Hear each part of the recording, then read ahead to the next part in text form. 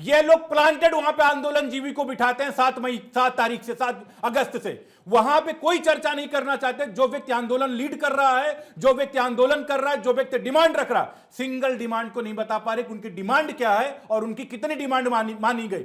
लाठीचार्ज अलग साहब से करते हैं, आंसू गैस आप चलाते हैं, वाटर कैनन यहां करते हैं। यहां तो केंद्रीय मंत्री ने इस्तीफा दिया। और दूसरी चीज है, पार्लियामेंट की बात करते हैं। पार्लियामेंट में मैंने शुरुआत में ओपनिंग में कहा था कि अगर जब पार्लियामेंट के अंदर डिबेट हो रही थी, किसके लिए? एंटी पेपर लीक के लिए डिबेट हो रही थी, उस कानून को टाइट बनाने के लिए डिबेट हो रही थी। एक भी व्यक्ति ने उसमें कंस्ट्रक्टिव ढंग से कोई भी सुझाव नहीं दिया, कोई भी बात नहीं किया। कोई अमित शाह जी को धमकी दे रहा था, कोई शिक्षकों को उपहास उड़ा रहा था, कोई मजाक उड़ा रहा था, कोई इधर उधर की बात कर रहा था। इन लोगों की आदत है पार्लियामेंट को डिरेल करना। ये 2014 से कर रहे, क्योंकि एक्सपोज हो जाएंगे। ये जैसे आदरणीय अमित शाह जी बोलेंगे और जनता के सामने एक्सपोज हो चुके हैं, जनता इनको डिस्क्रेडिट कर चुकी, इसलिए ना उनको 2014 में कांग्रेस को चुन रही, ना 2017 से गए समाजवादी पार्टी को चुन रही है। चलिए अंश जी, आपका समय शुरू होता है। अब क्या सदन के अंदर जो बीजेपी सरकार अब तैयार हो गई है कि हम छात्रों के मुद्दे पर बहस करने को तैयार है, लेकिन हम देख रहे हैं आप लोगों की तरफ से एक मुद्दा और जोड़ दिया, राम मंदिर का मुद्दा। क्या छात्रों के मुद्दे पर आप गंभीर हैं या ऐसे एक नए नए मुद्दे लाते रहेंगे आप? नहीं, हम छात्रों के मुद्दे पे एकदम गंभीर है, लेकिन मैं एक बात कहना चाहूंगा। बीजेपी के प्रवक्ता ने कहा कि भैया हमने अरेस्ट कर लिए। किनको अरेस्ट किया? इनसे सवाल पूछो तो निकलेगा कि सीकर में, राजस्थान में भारतीय जनता पार्टी के युवा मोर्चा के पदाधिकारियों को अरेस्ट किया। फिर कहा कि सीबीआई की अब हो गया, हमने जो है जांच बिठाई। सीबीआई ने अपनी चार्जशीट में क्या कहा कि एनटीए के ही ऑफिसर्स ने जो है पेपर लीक करने का काम किया, तो एनटीए के ऑफिसर्स पे, यानी ये पूरा कोचिंग संस्थान पे नाम डालने का काम करे, तो यहाँ पे एनटीए के ही बीच में निकल कर आ गए। तो यहाँ पे फिर उन्होंने कहा कि भैया जो है पार्लियामेंट चलाने देना। अरे भाई, पार्लियामेंट अगर आप चलाना चाहते हैं तो भी अमित शाह की जवाब क्यों नहीं देते? तो सवाल साफ सी बात ये है। लेकिन सवाल यहाँ पे ये है कि वो पार्टी आज हमसे जो है शिक्षा के मुद्दे पे बहस करना चाहती है, जिस पार्टी के राज में नीति आयोग की रिपोर्ट कहती है कि 25 स्कूल रोज बंद हो रहे हैं। यहाँ पे स्कूल खुलने चाहिए, यहाँ पे 25 स्कूल बंद हो रहे हैं। यहाँ पे क्या है कि स्टाफ की शॉर्टेज जितनी भारी भरकम मात्रा में है। सेंट्रल यूनिवर्सिटी में 22,000 शिक्षकों के पद, प्रोफेसर के पद खाली है। आईआईटी, आईआईएम, एनआईटी में 52% प्रोफेसर के पद खाली है। अगर आप जाएंगे तो तमाम संस्थानों में ऐसे ही जो है स्टाफ की शॉर्टेज है। सवाल यहाँ पे ये है कि आपने शिक्षा के संस्थानों को सुधारने के लिए किया क्या है? आपके मिड डे मील में रोज आपकी पोल खुलने की काम हो रही है। और एक और बात मैं आखिरी कहना चाहूंगा 5 सेकंड की, आप अपनी बात रखिए। समाजवादी पार्टी यहाँ पे कह रही थी मैं न्यूट्रल ब्रेक का वक्त हो गया है। नहीं सर, ब्रेक का वक्त हो गया जी। कपीश जी, आखिर गतिरोध कब खत्म होगा और छात्रों के मुद्दे पर आप लोग गंभीर हैं या सिर्फ सियासत ही करनी है? अब उसमें राम मंदिर का मुद्दा अखिलेश जी ने जोड़ दिया। अंजनी भाई, इसके लिए सरकार जिम्मेदार है। जे आप से हम लोग मांग कर रहे हैं कि अमित शाह जी आए, प्रधानमंत्री जी आए और इस पर चर्चा करें। इन्होंने नुकसान किया है वक्त, और अब कह रहे हैं कि हम तैयार हैं।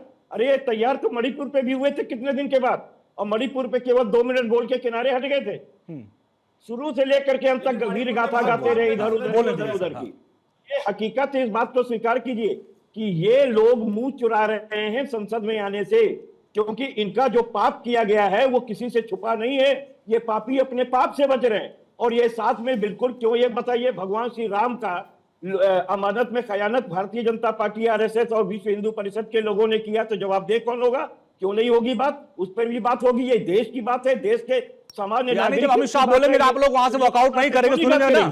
अमित शाह बोलेंगे तो आप लोग भागेंगे नहीं, वॉकआउट नहीं करेंगे ना? अरे भाई, हम लोग बकायदा जवाब और सवाल करेंगे। हमें तो काहे मुंह चुराए हुए हैं, काहे भाग रहे हैं 56 इंच वाले, 56 इंच की पिद्दी। बरखा जी, आपका समय शुरू होता है। छात्रों के मुद्दे पर सरकारें कितनी गंभीर है, पार्टियां कितनी गंभीर है? जी 60 सेकंड भी नहीं रख पाई, मुझे बोलने का मौका जी 60 सेकंड पूरा आपका है। मैंने ये बात बोली है कि जंतर मंतर पे जो हुआ, अभी आप देखिए झारखंड में जो हो रहा है, कैसे आपने एक जर्नलिस्ट को कैसे आपने अरेस्ट कर लिया?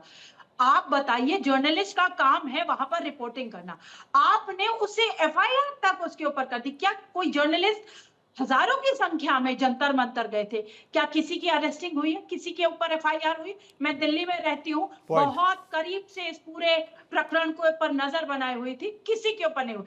तो ये ऐसा क्यों हो रहा है? इसके बारे में अगर एक जर्नलिस्ट को छात्र की चिंता है तो विपक्ष को क्यों नहीं चिंता है?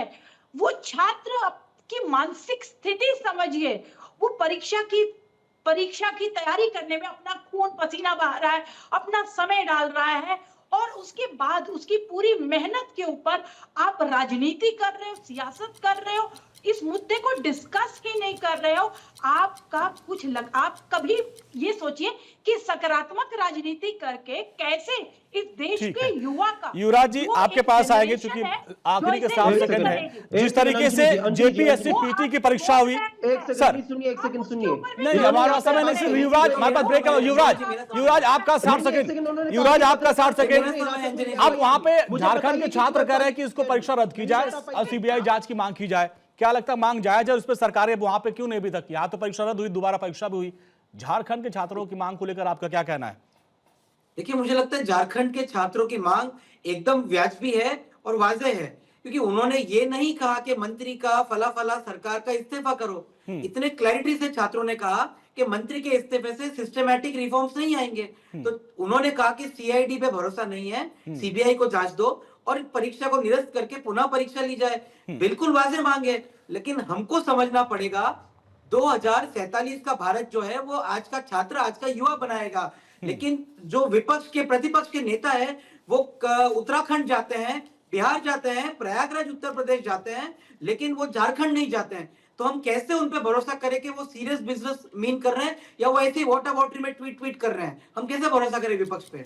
ये मेरा एक बहुत बड़ा प्रश्न है, मेरी आशंका है। प्रधानमंत्री के घर के बाहर तो फोटो किया राहुल गांधी जी ने, झारखंड क्यों नहीं जा रहे हैं? जिस दिन वो जाएंगे उस दिन ठीक है, ये बड़ा सवाल है युवाओं का।